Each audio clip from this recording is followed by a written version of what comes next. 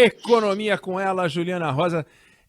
Os números da economia, né, Juliana, eles sempre são, porque são muito grandes, são feitos de pequenas oscilações.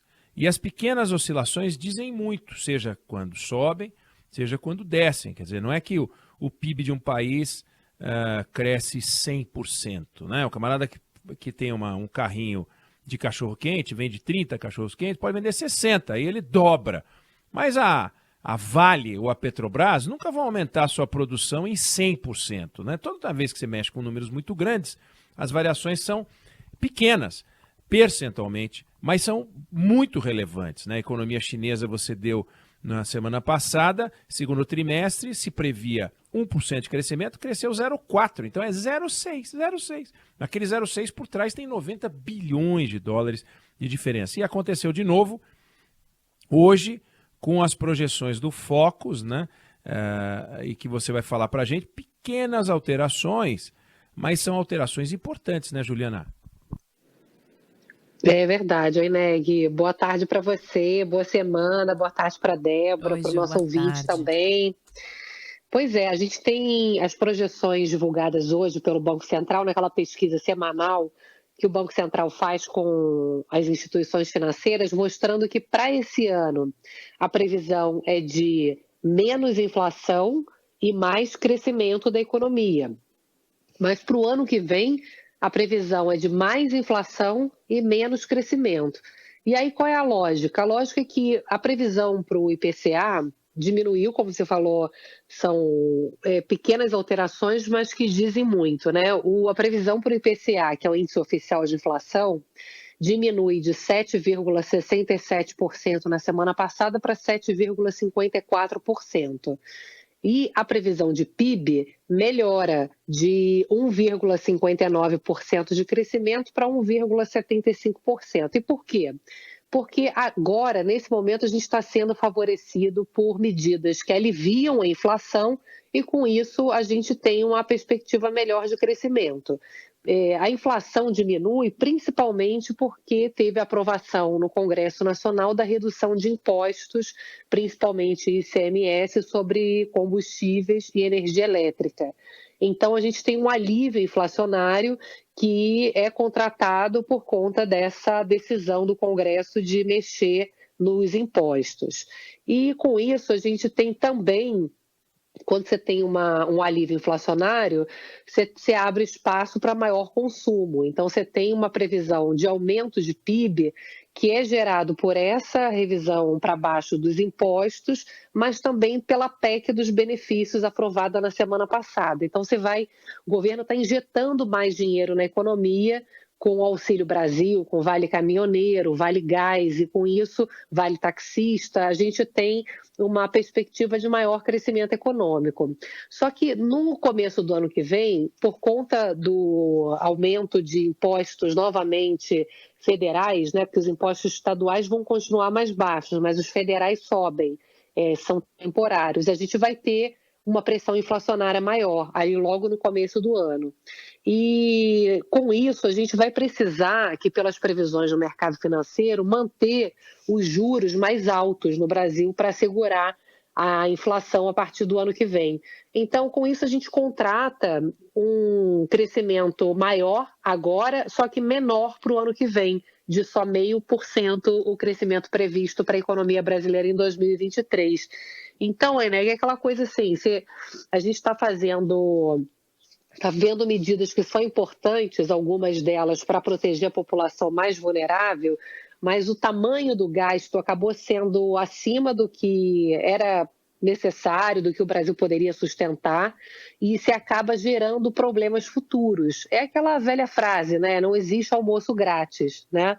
Então, a questão de escolha, no curto prazo se privilegia sempre no Brasil aquilo que é importante de curto prazo, ainda mais em ano eleitoral, né?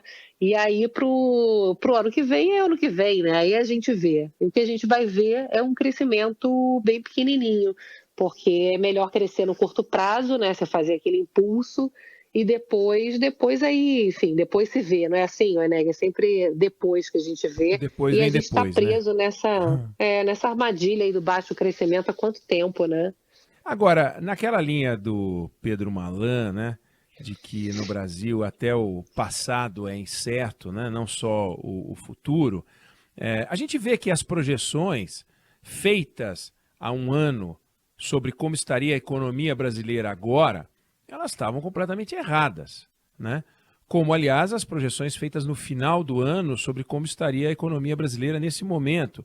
Porque, a exemplo das pesquisas eleitorais, você tem os fatores que estão à mão. Então, você não tinha a guerra da Ucrânia, você não tinha a explosão do câmbio e do barril de petróleo. Então, você fazia projeções, ou mais otimistas, ou menos otimistas, não importa, mas com indicadores que não estavam disponíveis, né? Variáveis que não estavam disponíveis. A gente sabia que ia ter uma eleição. Agora, por exemplo, as projeções para 2023, evidente que se a Ucrânia e a Rússia encerram esse conflito no segundo semestre, é óbvio que muda a projeção para 2023, né? Ou se isso se intensifica, é óbvio que muda. Então, as projeções elas não são, a exemplo das pesquisas eleitorais, mais acertadas também no curto prazo do que no longo prazo, e as conclusões que a gente pode tirar não são mais certeiras também no curto prazo do que no longo prazo? É difícil a gente, principalmente nesse momento, confiar em qualquer projeção, porque está tudo variando muito, né? Tem um analista que até, eu lembro que eu recebi na sexta-feira, toda sexta-feira eu recebo muito relatório de balanço da semana e tinha um que chamava de biruta, aquela biruta de aeroporto, né? Que a economia está igual biruta de aeroporto, porque realmente as coisas estão variando de forma impressionante, né? Agora, para o ano que vem, Enéio, o que a gente pode ter de surpresa positiva é o mundo não entrar em recessão, né? A gente está numa perspectiva de baixo crescimento, não só por nossas questões, né, que tem a ver com uma inflação ainda persistente, um juro muito alto que acaba dificultando o nosso crescimento, mas também com uma perspectiva de um crescimento mundial que é muito baixo. Agora, hoje, sexta-feira e hoje, a perspectiva de recessão, ela diminuiu, enfim, mas de novo, está variando muito, né? Porque os números da economia americana vieram melhores. Então, na sexta e hoje, o mercado financeiro está mais animado, o dólar voltou a cair, as bolsas estão em alta, porque se acredita que hoje, né, amanhã tudo pode mudar, mas hoje o que se acredita é que os Estados Unidos vão conseguir crescer menos, que vai ajudar a inflação mundial, né, a baixar os preços, mas que não vão entrar em recessão.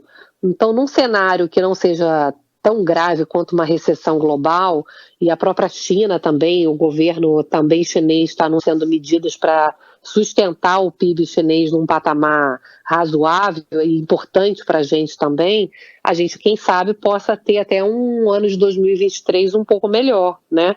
Que também vai depender do mundo, né? Então, a gente está com as variáveis, como você falou, guerra, né? Muitas variáveis ainda em aberto para que a gente tenha uma confiança um pouco maior.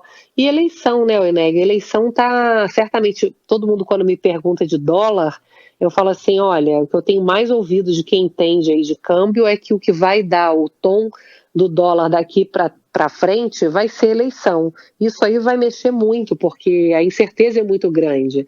Então, ano eleitoral, normalmente, você já mexe muito com as inseguranças, com as incertezas, né, do que vai acontecer, e essa eleição, especialmente, é uma eleição muito acirrada e disruptiva, né? Então, certamente, a gente vai ver aí muita volatilidade, né, muita gangorra ainda nos próximos meses. Então, realmente é difícil bater o martelo aí do que a gente pode esperar para a economia brasileira e mundial, né? Picotou o final para mim. Mas entendo. Picotou o finalzinho. É a hélice, é a biruta lá do aeroporto, que tá balançando muito. A biruta do aeroporto, que segue uma orientação dos ventos, né? Como a Juliana Rosa, que segue também a orientação dos ventos. Juliana Rosa, Economia, você vai visitar a gente hoje lá, não? Vou pensar, porque eu tô com uma gripe horrível. Ah, não, então não. Então não. Ah, Não vem passar gripe pra mim, não, né? Não. Prefiro a sua voz. Estou vendo que você está com a vozinha ruim. Tá com a vozinha ruim, mas as informações continuam boas. Isso é que importa. Juliana Rosa, Economia, que volta a conversar com a gente aqui amanhã. E hoje não vai pra TV. Fica em casa. Se cuida. Tá Beijão. bom. Um beijão. Tchau. Valeu, Ju.